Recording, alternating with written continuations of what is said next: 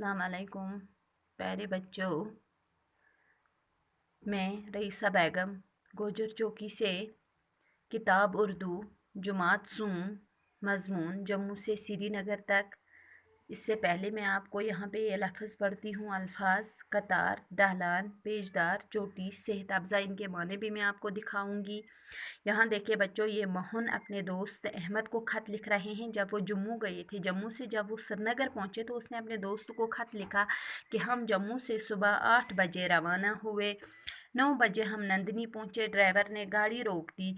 सब लोग बस से उतरे। कुछ लोगों ने नाश्ता कर लिया, कुछ ने चाय पी ली। हमने भी परीन ख़रीदा, मुन्नी को दूध पिलाया, चाय पी। मम्मी बस में ही बैठी और 9:30 बजे वहाँ से रवाना हुए। 10:30 के करीब वो उधमपुर पहुँचे। ड्राइवर ने बस उधमपुर के अंदर नहीं ली, उधमपुर से बाहर ही ली उसने गाड़ी। तो बस के शोर से रास्ते का नज़ारों का लुत्फ़ ठीक से नहीं लेने दिया, यानी कि बस का शोर था, ज़्यादा मज़ा तो नहीं आया वहाँ से। पेचदार सड़कें थी, लगता था कि हर पहाड़ के पीछे एक और पहाड़ है। जैसे ही आगे चलते थे तो हमें लगता था एक पहाड़ के पीछे एक और पहाड़ है, एक और पहाड़ है। एक वादी से निकलकर हम दूसरी वादी में पहुंचते थे तो एक जगह मुझे नज़र पड़ी, वहाँ पे मैंने देखा तारों का जाल बिछा हुआ था। मैंने अब्बू को बताया तो उसने बोला ये चीनी का बिजली घर है। तो बस वहाँ से भी गुज़र गई। तो उसके बाद उनको एक बाज़ार नज़र आया। अब्बू ने बोला ये कुद है, लेकिन मेरा तो जी चाहता था कि मैं उतरूं, इन दुकानों को अच्छी तरह से देख लूं। वहाँ पे बहुत सारी मिठाई की दुकानें होती हैं कुद पे, और कुद की मिठाई जो है बच्चों, वो बहुत ही मशहूर मिठाई है, आपने भी खाई होगी। अब इससे आगे हम चलते हैं। अब चढ़ाई बढ़ती जा रही थी। हमारी बस पहाड़ी रास्तों पर ऐसे दौड़ रही थी जैसे कोई जंगल का शेर। अबू ने बताया ये पत्नी टाप है। पत्नी टाप बहुत अच्छा, बहुत ऊंची जगह है, और उसके दोनों तरफ वो दुनिया थी जहाँ से हम आ रहे थे, और दूसरी तरफ वो दुनिया जहाँ हम अभी तक नहीं पहुँचे। इसी तरह देखिए बच्चों, दोनों तरफ इस पत्नीटाप के दोनों तरफ जंगल थे, बड़े बड़े दरख्त नज़र आ रहे थे, बर्फ़ भी कहीं कहीं नज़र आ रहा था। हवा बहुत ही ठंडी थी, बड़ा सुहाना मौसम लग रहा था। मोहन कहता है अहमद को, मुझे तो बहुत मज़ा आ रहा है, मैं कैसे आपको बताऊं कि कितना मज़ा आ रहा था। लेकिन ड्राइवर ने 10 मिनट के बाद ही हारन बजाई और बस वहाँ से निकल पड़ी।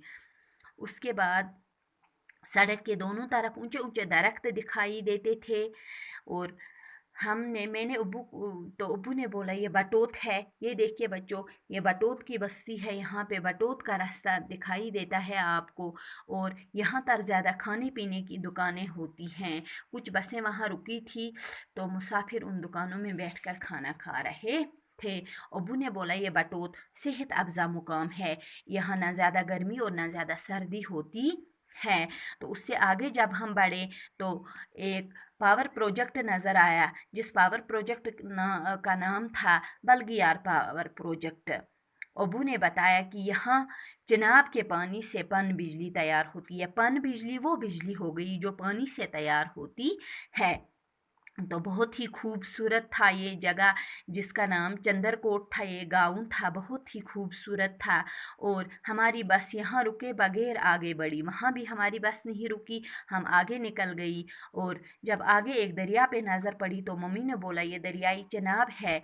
जब हमने इस दरिया को पार किया तो आगे एक बस्ती, पहाड़ की ढलान पर आबाद, उस जगह का नाम रामबन। एक होटल के सामने ड्राइवर ने बस रुकी, हम सब उतर गए। अबू हमको एक होटल में ले गए, बहुत भूख लग रही थी। मम्मी को दूध और डबल रोटी खिलाई गई, हमने भी खाना खाया। खाने के बाद मैं एक सिरे से दूसरे सिरे तक पूरा बाज़ार देखा। ज़्यादातर खाने की दुकानें वहाँ पे थी। कहाँ पे? चिनाब से आगे रामबन में। हाँ, तो 2 बज गए थे। ड्राइवर ने फिर हारन बजाया, हम आगे बढ़े। मोहन अब अपने दोस्त को आदाब कह रहा है। मोहन, अब काफ़ी देर हो गई, तुम भी थक गए होंगे। सफ़र का बाकी हाल दूसरी चिट्ठी में लिखूंगा। खुदा हाफिज़।